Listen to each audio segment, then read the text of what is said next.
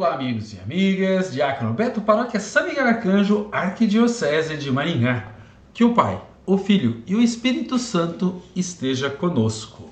No encontro passado, nós olhamos como que Jacó, depois que ele se separa do seu irmão, ele acaba indo para uma terra e lá ele se aproxima, ele chega à terra de Siquém. Isso no capítulo 33 de Gênesis. Já no capítulo 34, nós temos que Dina, a única filha de Jacó, é violentada. O que é isso?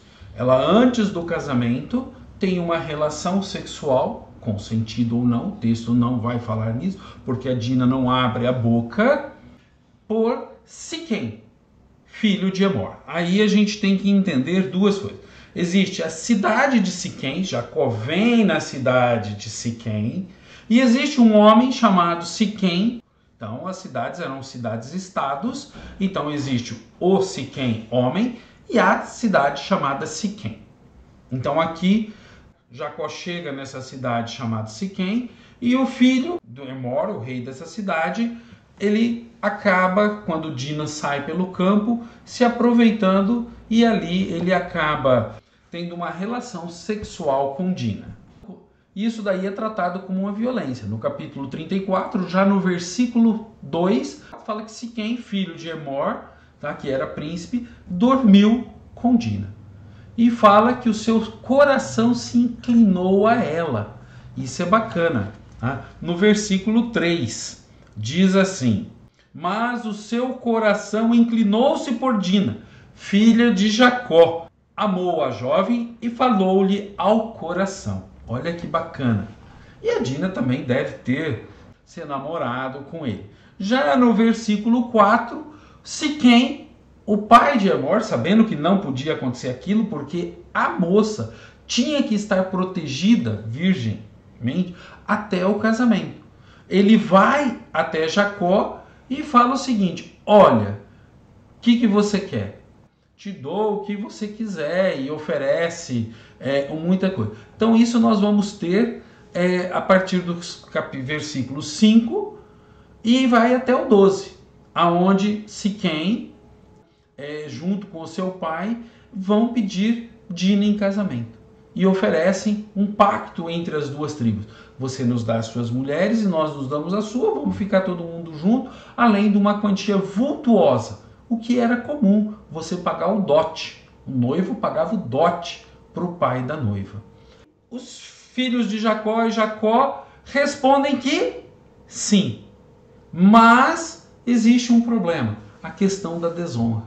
E a desonra aqui é você ter alguém da família que perca a virgindade antes do casamento. Vocês lembram de Maria e José? Ela estava grávida e ela poderia ser difamada. José foi desonrado. Qual seria a pena? O apedrejamento de Maria, mãe de Jesus. E o anjo vem a José e fala em sonho: o que está acontecendo é obra do Senhor, do Altíssimo. Então, nós temos que entender que isso era uma desonra muito grave. E dois irmãos de Dina não vão aceitar isso. Mesmo assim, o Emor, como condição que Jacó colocou, já no versículo 14, eles fazem a circuncisão, que é a marca dos judeus. Então todos os machos fazem a circuncisão.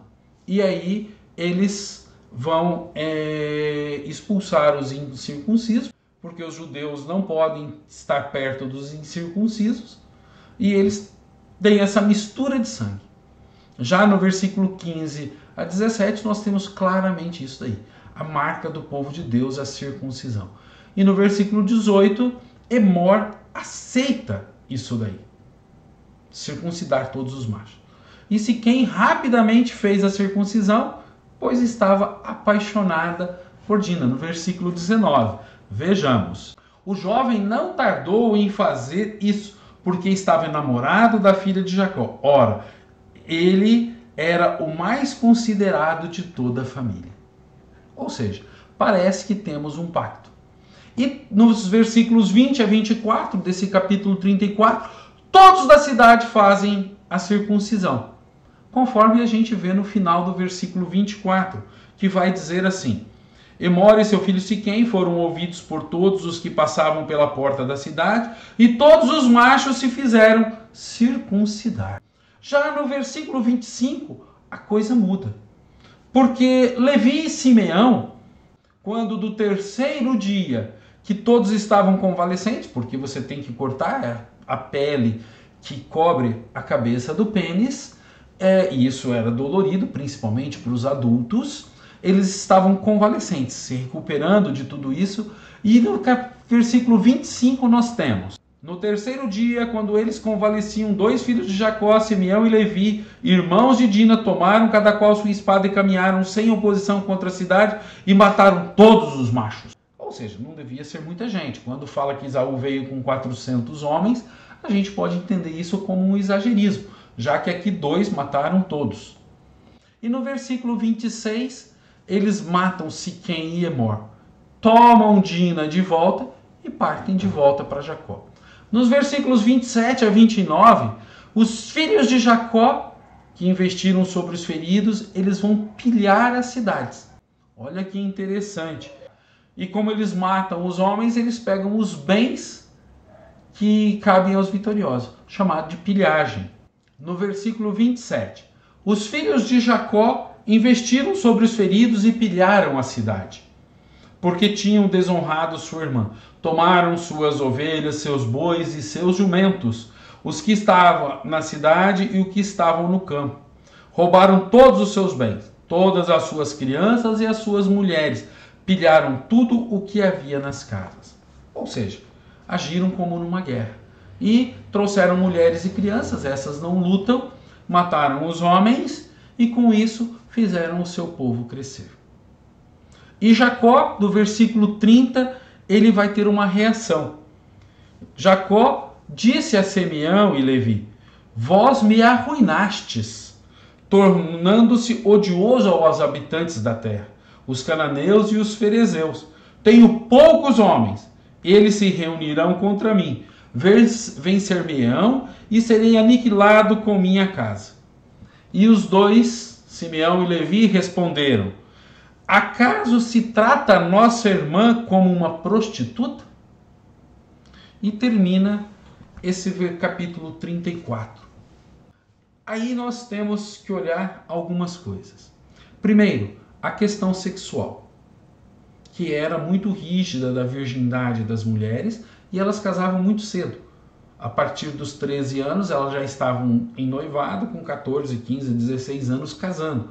Os homens também, mas casavam em torno dos 18 anos. Segundo, a pilhagem. A pilhagem é como que um direito de guerra ao vencedor, de pegar todo aquele espólio, tudo aquilo que sobrou, que tem valor, mulheres, crianças, animais, bens e etc.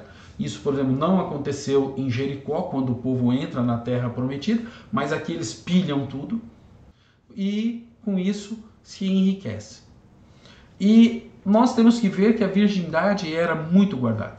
Em Êxodo 22:15 se fala da virgindade. Em Deuteronômio 22, de 13 a 29, que a moça deveria ser dada em casamento intacta, virgem. E em nenhum momento se fala que Dina foi ouvido, se ela gostou, se quem era uma pessoa bacana e assim por diante. E o pacto já estava feito entre Jacó e Emor. E eles 2 desrespeitaram isso. No próximo capítulo, a gente vai ver que Jacó foge de lá. Se ele estava em Siquém, agora ele vai para Betel. E em Betel ele se estabelece. O povo de Deus não era fácil não, tá, gente? Tinha uns ali que eram terríveis. Se você ainda não é inscrito em nosso canal, se inscreva e esteja junto conosco nesta obra de evangelização. Paz e bem a todos e a todas.